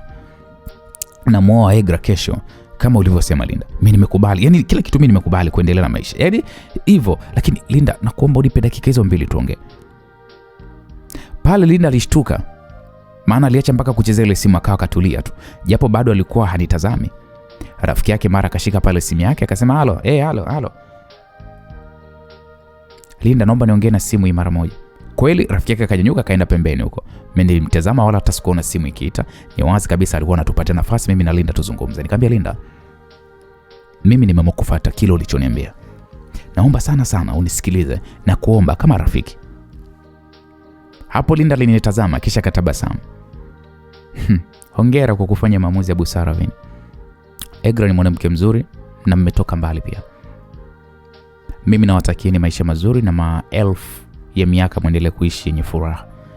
Lakini sitaki kuwa na urafiki nawe kwa sababu mke wako alishaongea na mimi na tukashauriana na kuyaweka sawa. Hivyo Vini, naomba sana niweke mbali na maisha yako tafadhali. Sasa alivyosema hivyo, alinyanyuka na kisha kaondoka. Mimi moyo wangu uliniuma sana. Ina maana Linda mimi hanipendi tena au? Mbona hii habari kama vile haina shida kwake? Na aliongea na mke wangu, waliongea nini? Makubaliano yapi? Ilibidi nimfuate kwa haraka nikamshika mkono. Nikamwambia, Linda, kwa mimi kukupenda wewe ni kosa. Yaani ndo nimefukuza urafiki wetu kabisa Linda. Najua huna shida na mimi kuona mimi naoa. Huna shida kabisa. Lakini mimi sipendi hiki ninachokifanya. Nikachukua simu yake mkononi Linda. Linda akasema, Vini sitaki. Mimi sikujali, nilianza kuondoka nayo. Haikuwa na password. Nikaandika pale namba yangu, nikajibip. Yakanifuata mbio na mimi ninatembea haraka. Nilipopata namba yake nikafuta namba yangu kisha nikamrudishia simu yake. Nikamwambia okay sawa. Rudi kakae na rafiki yako, mimi ndo naondoka. Okay sawa. Kwa mimi pale niliondoka zangu huku nikiwa nina huzuni sana, lakini namba ya Linda nimeshapata. Nikamia hoteli nyingine, nikaanza pale kunywa na nikampigia simu rafiki yangu Ivan akaja. Nilipiga naye pale story bila kumwambia kitu chochote kilichokuwa kimenikuta mimi na Linda. Kwa tukaongea sana na kisha mida hivi alipigiwa simu, anaitwa na mwanamke wake, akaniacha mimi pale. Mimi nilikumbuka simu ya Egra kwa fundi kule. Ikabidi nimpigie fundi kuuliza kama tayari. Akasema tayari kaka, muda tu mbona? Nikamwambia okay niletee. Nikamwelekeza nilipo, akasema sawa. Alikuja pale fundi simu na simu ya Egra, nikalipia pale na kisha kaondoka. Nikajisemea sasa hapa ndo nataka nijue yaliomo. Nieleza kuifungua ile simu, lakini mikono yangu ilikuwa inatetemeka sana. Mara simu yangu iliita, alikuwa ni mama. Nilipokea na kisha akasema mwanangu uko wapi? Nikasema nipo mjini mama na marafiki.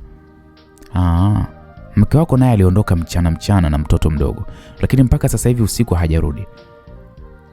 Ana mambo mengi mama ya kuandaa kwa ajili ya kesho. Haya. Hivi umeamua kweli kufunga ndoa na Egra? Hapo mimi nikajua mama sasa anataka kuanza. Nikasema mama nitarudi tutaongea. Wewe ni mtoto wangu Vini. Kuna mambo ya muhimu sana ninataka tuongee. Urudi basi muda huu. Na ndugu zangu wachache nilioalika wameshafika. Okay, sawa mama. Pale nikakata simu. Unajua sikuwa hata na hamu na ndoa kabisa. Nilishika simu ya Egra tena na kuanza pale kuifungua upande wa message. Nikakuta pale message nyingi za mashosti zake juu, hakuna hata message tata. Nikaenda pale kwenye calls, sikuona kabisa simu yoyote, ni wazi alifuta. Nikaingia WhatsApp, hapa kuwa na message mbaya zaidi tu ya mashosti zake na magroup. Ina maana hakuna kitu jamani au? Nikiwa na waza, iliingia message. Maana line ni ya kwake iliyokuwa momo. Nikafungua, ilitoka kwa namba ambayo mimi kwangu haikuwa ngeni.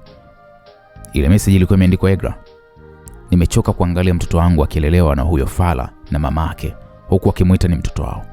Najua mambo yangu hayajakaa poa tangia yule malaya achukuliwe na huyo fala unayemuita mumeo, lakini 500 ulionipokuwa umenipatia imesha seti biashara. Lakini haitoshi, ila nitapambana. Nachokitaka ni kuona mwanangu. Egra, sina shida na wewe na kuolewa kwako mimi sina shida. Nilikuwa sina uhakika na huyo mtoto sababu Egra ni mwongo sana. Umeshamsingizia huyo fala wako mtoto wa kwanza, analea kijua ni wako wake. Hivyo siku ile umeniletea mtoto, nikaenda naye kuzunguka. Sikuenda naye kuzunguka, nilienda kumpima DNA. Majibu yametoka ni wa kwangu kweli. Kwa hiyo namtaka mtoto wangu, sitaki maneno mengine. Sitaki maneno mengine. Vinginevyo huyo fala wako atapata email ya DNA. Asa mimi niliposoma ujumbe ujue nilishtuka. Unajua sikuamini kile kilichokuwa kimeandikwa. Kwanza nilitetemeka ya kwamba watoto sio kwangu. Hii namba ni ya nani? Nilijaribu pale kuangalia M-Pesa, ilisajiliwa kwa jina la mwanamke. Ni nani huyo? Nilikumbuka message ya Munira alionitisha. Mbona kama anajua kitu? Au yeye anataka kuvuruga hili penzi nini? Mara message nyingine kaingia, imeandikwa, naona umeamua sasa kuwasha simu sasa hivi Egra, ndio? Nitakuharibia hiyo ndoa yako, usinitanie mimi. Njoo sasa hivi mahali tunapokutanaga. Sasa hapo mahali ni wapi? Akili ilinicheza, nikaona okay nimjibu, nikaandika. Simu ilidumbukia katika maji. Nilipeleka kwa fundi kule, ni mbali, muda umeenda. Naomba basi tukutane Florida hoteli. Una wazimu nini? Huyo fala wako akiniona pale, si ni jirani na kwako hapo? Hayupo, kaenda Kigamboni na mama yake na ndugu zake. Oya chafu, basi njoo na mtoto wangu. Nikamwambia okay poa. Hapo namjibu mimi, mshikaji yule hajui kama namjibu mimi. Nikawasha gari mpaka jirani na Florida. Nikaificha gari mahali, kisha nikaenda kukaa bustanini palipokuwa pamejificha. Mara message kaingia, "Wameshafika, niko bustanini karibu na Twiga hapa." Muda huo na mimi sasa sikuwa mbali na hapo, nikageuka kutizama, nilishtuka mtu nilimwona. Sikuamini macho yangu, mara akanyanyua pale simu yake. Akaanza kupiga simu ya Egra huko ambao niko nawe mimi, ilianza kuita, nikapokea. Huku nikimsikia anasema, "Wewe uko wapi Egra? Mbona ufiki? Mimi niko hapa tayari bwana, vipi?" Unajua sikuamini macho yangu. Huyu alikuwa ni rafiki yangu mimi kitambo, akinisaidia ushauri katika shida. Tena mara nyingi tu. Leo hii anawasiliana na Egra. Unajua nilipatwa na hasira. Nikasimama pale kumfuata, nikawa niko na simu ya Egra mkononi. Simu iko hewani, nilimfikia nikampiga kwanza ngumi kali ya uso. Maana hata kuniona. Ile ngumi ilimshtukiza, akaenda chini, akawahi kushika meza, akageuka kunitazama. Akacheka, akasema, "Umesanuka wewe fala. Sasa ugomvi wa nini? Si unajifanya mjanja wewe." Nikamwambia, "Gustav, kwa nini unafanya hivyo? Na nakuheshimu kama brother." Gustav akacheka akasema, "Brother, umesahau mara hii kuwa wewe ndio uloanza kunifanyia ushezi na Linda." Wewe ndio ulimchukua Linda ukawa unafaidi penzi lake huku mkeo akiwa mpweke nyumbani. Na mimi nanyimwa penzi na Linda, ulitegemea sasa nikafaidi wapi mzee? Nikasema no Gustavo, mimi na Linda hatujawahi kukusaliti kabla. Lakini wewe umefanya nini Gustavo? Gustavo akacheka akasema nilikwambia wewe, uwezi kushindana na mimi mtoto mdogo wewe. Mimi ndo nilikupa maisha. Labda nipunguze maongezi, nikujuze tu kitu kimoja. Mimi na Egra tulikuwa wapenzi hata kabla yako. Namjua Egra kitambo, afu nimesoma naye dogo. Hadi ulivyoamua kuweza kujitafutia kipato kupata vya ubwete, ndo kaingilia maisha yetu. Dogo, nilichokifanya kwa Egra ni kawaida kabisa, kupasha tu kiporo, na pia kama unavyojua mzee, hawala hana taraka. Ndicho kilichotokea. Wewe na Linda mmenifanya mimi mjinga kwa muda mrefu sana. Mmeniharibia maisha yangu, mmeniharibia mipango yangu. Sasa mimi nimekosea nini? Mimi sina shida na Egra wako mzee. Unaweza kaendelea naye. Mimi shida yangu ni mtoto yule, mtoto mdogo ni wa kwangu. Nimempima DNA, maana Egra mshenzi sana. Simwaminiki kabisa. Unajua kabisa dogo, wewe uliingia mjini vibaya sana kutoka kijijini. Ukaparamia mapapa ya mjini ili tu uishi. Sasa ndo umelelewa. Anakudanganya. Ulidhani kwamba una mtoto. Dogo, una mtoto pale. Yule mkubwa unajua ni wa nani yule? Mnamuita Tanya. Dogo, acha kupaniki. Kwanza ujue ukweli. Huyu mdogo ni wa kwangu mimi kwa damu kabisa, na nimemkaza mwanamke wako kwa muda mrefu sana. Yaani kifupi sijai kuachana naye kabisa kabisa. Mimi sina shida naye, wewe muoe tu, ila ujue kisa mimi mtoto wangu namtaka. Oe, maneno ya Gustavo yaliniuma sana. Sikuamini bado. Yule mtoto sio wa kwangu. Munira anajuaje kuhusu hili? Maana aliwewe kuniambia. Ina maana Egra amekuwa akinisaliti mimi kitambo. Mbona mimi sikuwa hatakuhisi? Oya, nilikosa maneno, hata nguvu pia zilinishia. Gustavo akaniambia, dogo, huu ndo mji mwanangu dogo. Ulihisi kwamba unamtesa Egra, lakini hakuna kiumbe ana akili kama mwanamke mzee. Na ushahidi ni huu hapa. Alifungua pale simu yake, akanionyesha pale document iko kwa mfumo wa PDF. Ni DNA yake na mtoto mdogo wa Egra, na inasomeka pale ni 99.9, yani wanafanana na Gustavo. Sasa nilijikuta machozi yananitoka. Gustavo akasema, hivi kwa akili yako wewe ulitegemea Egra anaweza kukuzalia wewe? Egra anakuona wewe ni mshamba tu, na siku zote alikuwa anataka kuishi na mwanaume dhaifu sababu hapendi kuendeshwa. Egra wakati huo anakazwa na wanaume washoka kama mimi. Sasa sikiliza, kanai muulize mtoto wa kwanza babake ni nani, na utashangaa sana kusikia baba huyo mtoto ni nani. Sawa?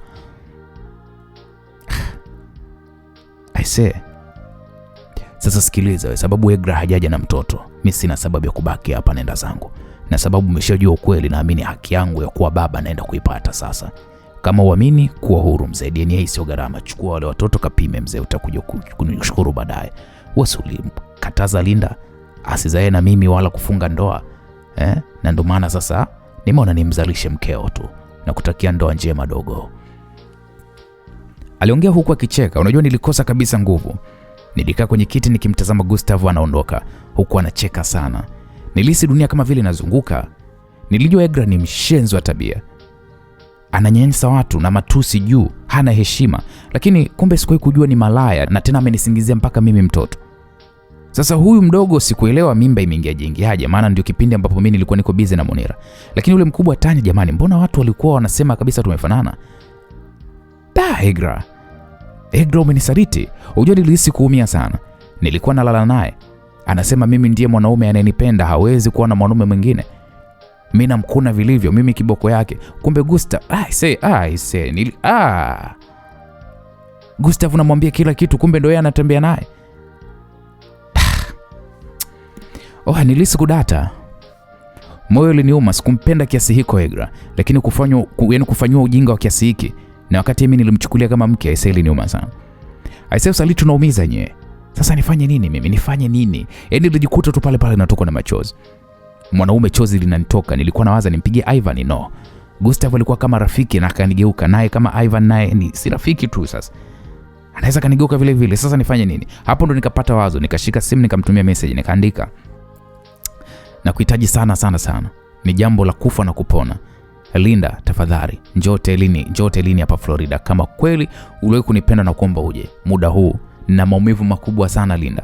Sijui hata kama asubuhi nitaweza kufika. Yamenikuta makubwa Linda, naumia, tafadhali na kuomba uje. Nilituma ile message, ilienda na ikafunguliwa. Niliweka simu pembeni nikakaa. Niliagiza pale pombe kali ikaja. Nilianza pale kunywa huku nikiwa natazama simu. Lakini message haikujibiwa hata. Vipi kweli Linda, kweli Linda? Mimi naumia hivi hata huji Linda. Sasa nimwambie nani sasa ili aweze kunielewa mimi Linda? Nilijikuta naongea kabisa kama chizi. Mara baadaye nikasikia pale nini hivi. Nilishtuka, nikanyanyua pale kichwa, alikuwa ni Linda. Nilifarijika, nikajikuta machozi yanazidi kunitoka mwanaume mzima. Linda alinisogelea kanikumbatia. Kiukweli nilifarijika, nilijiona kama vile niko nyumbani. Vini, chochote kilichotokea kina sababu na hakuna jaribu lisilokuwa na mlango wa kutokea. Cha msingi jikaze tu itapita. Linda, sina mtoto hata mmoja. Nilikuwa naishi na mwanamke, najitoa nimuoe kwa sababu ya watoto, lakini kumbe wale watoto Linda sio wa kwangu. Linda akaniacha, akanitazama kisha akasema, unaongea nini Vini? Umelewa au? Nikasema, Linda nitazame. Unaona mimi nimelewa? Unaona mimi naongea uongo? Shika hii simu, soma hizi message. Nilimpa Linda simu ya Egra, akasoma. Mpaka Linda mwenyewe akauliza, ni nani huyu? Nikasema, huyu ni Gustav. Hey! Linda alishtuka, nini? Unanitania hivi? Nikasema, Linda, natamani ningekuwa na kutania. Hapo sasa kabidi nimsimulie jinsi ilivyokuwa. Linda alibaki mdomo wazi, akasema, sasa ndo napata picha. Nikamwambia, picha nini? Kipindi niko na Gustav nilishai kuonaona na wasiliana naye sana Egra, na nikamuuliza, akasema, wewe unamtuma aongee na Egra kuhusu tabia zake. Na pia kuna siku nilishawahi kuona hoteli wamekaa, nikamuuliza Gustav, akasema hivyo ya kwamba ulimtuma aongee naye. Na sababu ulimuomba yeye bila kuweza kukunishirikisha mimi, sikuona sababu ya kuweza kukuuliza. Nilikuwa tunakuta simu nyingi tu na mara nyingi sana ulikuwa unawasiliana. Na siku nyingine nilipita kwako, nikamkuta Gustav yuko kule pia. Akasema alipitia kukusalimia. Kwa sikuwahi kutilia mashaka, ila sasa hivi ndo napata majibu kamili. Pole sana Vini.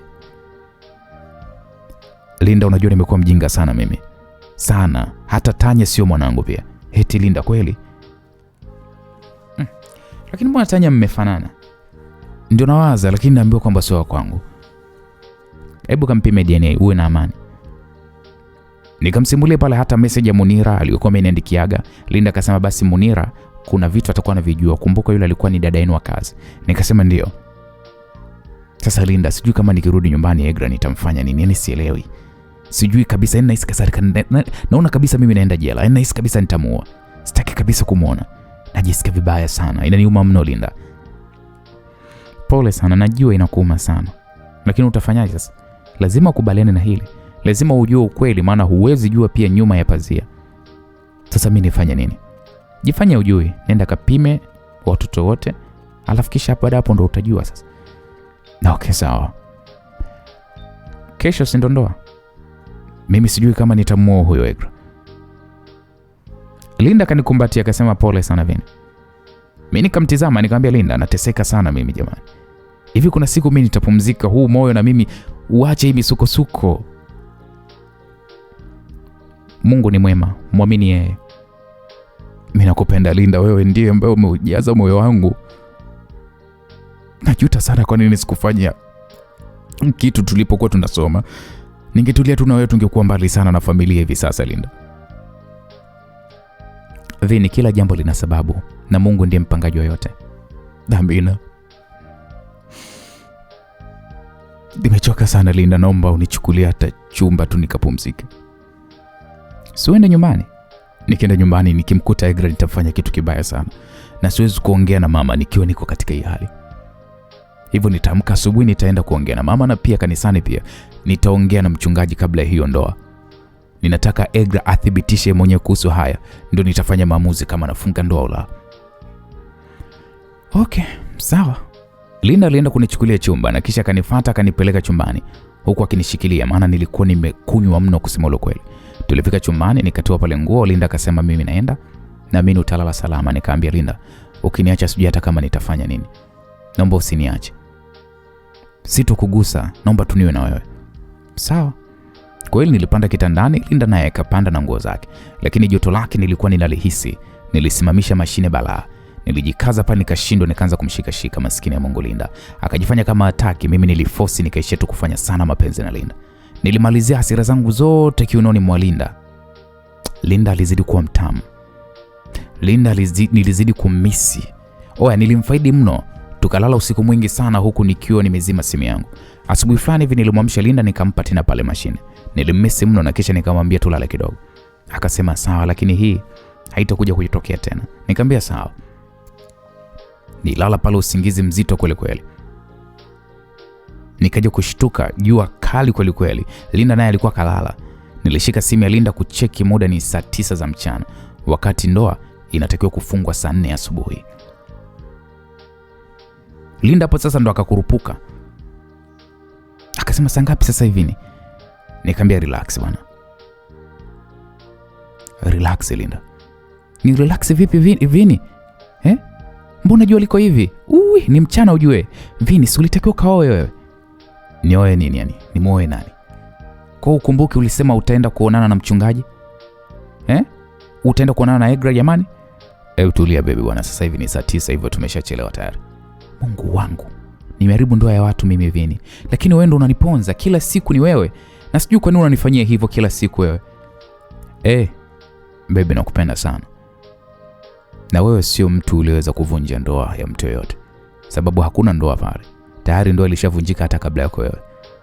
Linda, mwanamke amenitenda sana yule. Na sina watoto naye. Hiyo ndoa gani? Mimi nilitaka nimoe kwa sababu ya watoto, nikijua kwamba watoto ni wa kwangu. Lakini Vini, kuna watu umealika, ndugu zako umealika, mamako, itakuwaje? Na mamako akijua ulikuwa na mimi itakuwaje? Linda, naomba usiniache mpweke Linda. Najua mimi na wewe tunapendana na sitoacha kuomba msamaha kwa yaliyotokea wakati tunasoma Linda. Najuta sana mwanamke wangu, sikukutambua mapema kabisa. Ona ninavyohangaika, nafanywa mjinga Linda. Kwa miaka mingi sana nalelea watoto wasiokuwa wa kwangu, naumia sana mimi Linda. Naomba sana usiniache katika wakati huu mgumu. Nakuomba. Linda akanitazama akaniambia pole sana Vini jamani. Lakini unapaswa utatue hili na upime watoto kwanza. Mimi simwamini kabisa Gustav. Linda, mamangu amekuwa na mawenge na mtoto mdogo yule, kila siku anamkagua. Na nimewahi kushuhudia kabisa Egra akimtukana mamangu kisa tu kumwangalia mtoto. Na alikuwa ni mkali na kutaka kabisa mama aondoke. Hivyo sasa hivi ndo napata picha ya kwamba kuna kitu kilikuwa kinaendelea. Linda, mimi nikimoa yule Egra sijui nitamfanya nini nakwambia. Nakuomba basi washa simu mtafute mamako kwanza. Mwambie kinachoendelea Vini, maana mamako atakuwa na wasiwasi sana. Lakini mamangu unamjua Linda. Hapa ni kunigombeza, kunitukana, maana sijui kuna nini kati yake na Egra. Hata kama yule ni mamako mpigie tu, usiogope. Okay sawa. Kweli niliwasha simu na kweli pale nikakutana na message kibao zilizokuwa zinaingia sasa. Nilizipuuza, lakini mara simu yangu ilianza kuita. Alikuwa ni mama, ilibidi nipokee. Mama akaniambia, Vini mwanangu, uko wapi? Kuna nini? Uko wapi? Najua uko salama kweli. Nikamwambia, mama uko wapi? Niko hapa kanisani mwanangu. Mambo yamekuwa mambo huku. Egra analia sana mpaka nazimia. Nikasema, mama naomba uje mahali peke yako. Wapi mwanangu upo? Nikasema Florida Hotel mama. Sawa mwanangu nakuja. Nikamwambia mama usikone mtu. Na asijue mtu mama kama unakuja huko. Mwanangu Vini, ni mimi na wewe dhidi ya dunia. Usiwaze nakuja peke yangu mwanangu, nisubiri. Nilikata simu kunikiona shangaa. Mama alivyokuwa mpole na wakati nilijua kabisa ataniwakia vibaya mno. Pale nilioga na Linda tena nilioga naye, tena alikuwa ananiogesha huku ananikandakanda. Watoto wangu waliniuma sana kusema ukweli. Yaani Tanya naye sio wa kwangu mimi. Egra ni shetani jamani. Kweli nilikuwa naye kwa sababu ya kipato, lakini nilihisi ananipenda, kumbe hanipendi kabisa mimi. Amefikia kunisingizia watoto mimi. Nilihuzunika sana. Linda akaniambia, Vini, hakuna jaribu lisilokuwa na pa kutokea. Sasa hivi utaona kila kitu kigumu, lakini kila jambo huja kwa sababu. Muamini Mungu. Muamini Mungu Vini, atapita tu babangu, sawa? Nikamtazama Linda, nikamwambia Linda, hivi mimi nina mkosi Babangu alinikana hadharani. Nimeishi kwa shida sana. Rafiki kisa mapenzi akanigeuka. Na huyu nilidhani ananipenda, lakini ananinyanyasa sana Egra. Kwa ujinga nikatembea na mdogo wangu wa damu, tukazaa mtoto. Linda, mtoto alikufa. Lakini wewe Linda ulikuwa na mimi nyakati zote. Sijui kwa nini nilikuwa ni mjinga na kipofu mimi Linda wangu. Linangu ulikuwepo na mimi katika kila wakati. Nimekupoteza na wewe Linda wangu kwa ujinga wangu mimi mwenyewe. Najuta Linda, naumia mimi Linda kukupoteza wewe kwenye maisha yangu. Vini, mimi nipo hapa mbona? Usiwaze hayo tafadhali Vini. Mimi nipo sendi popote, sawa? Uwe sio wangu tena Linda. Hata kuwa na wewe hapa nimekulazimisha tu Linda. Nisingekuja kama sitaki kuwepo hapa na wewe Vini. Mimi nakupenda sana na sijawahi kuacha kukupenda.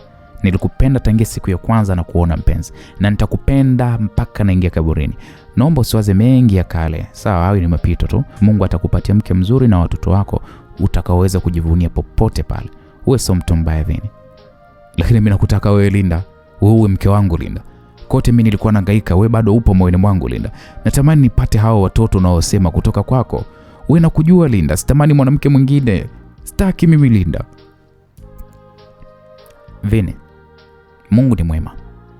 Sawa? Ngoja tumalize haya na kisha mambo mengine yatafuata, sawa? Mimi niko na wewe wala usijali. Asante Linda. Kwa hili Linda alinibusu pale mdomoni na kisha akasema nakupenda sana Vini wangu.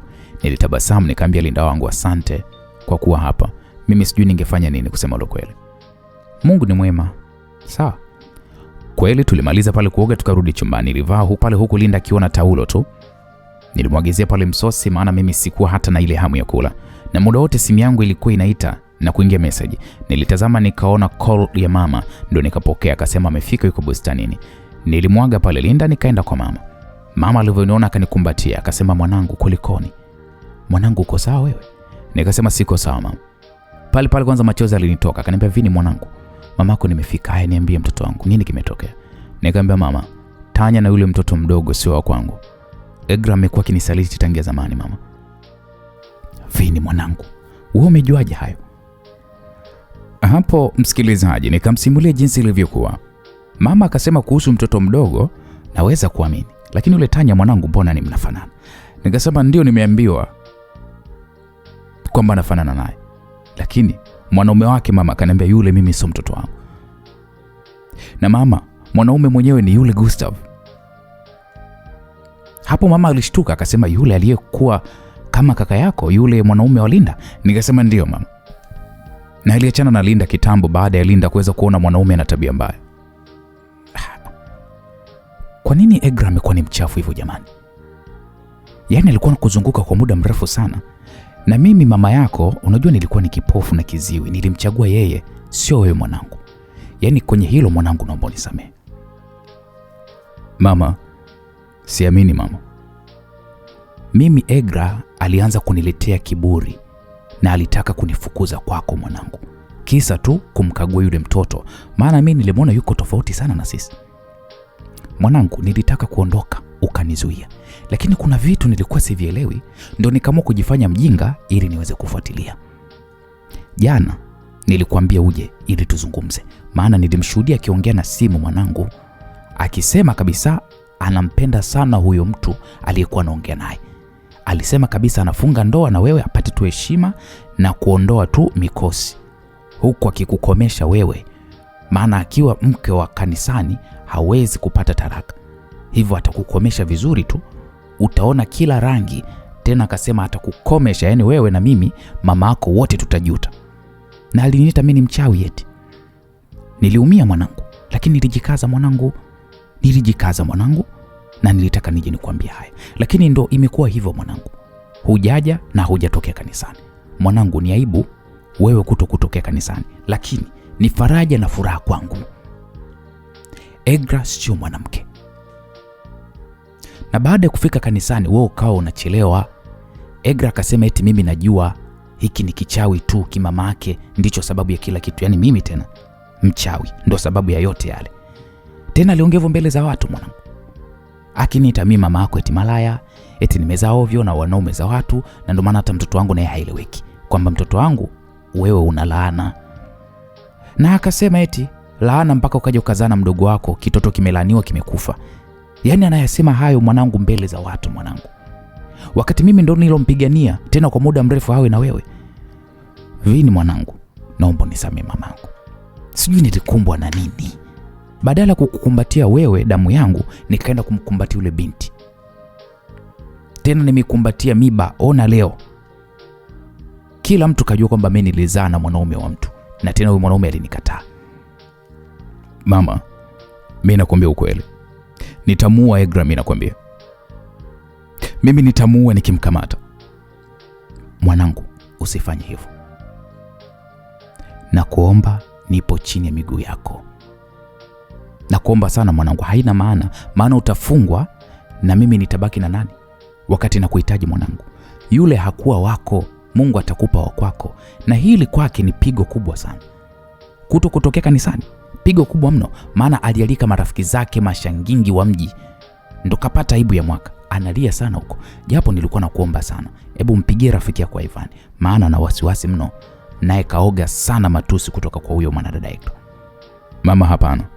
Marafiki mimi siwaamini mama. Mwanangu, Ivan ndiye aliyenisimamia.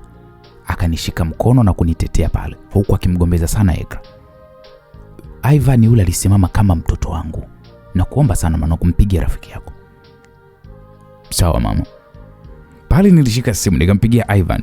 Ivan alipokea haraka, akaniambia, mwanangu uko wapi? Ni aje, kuna nini?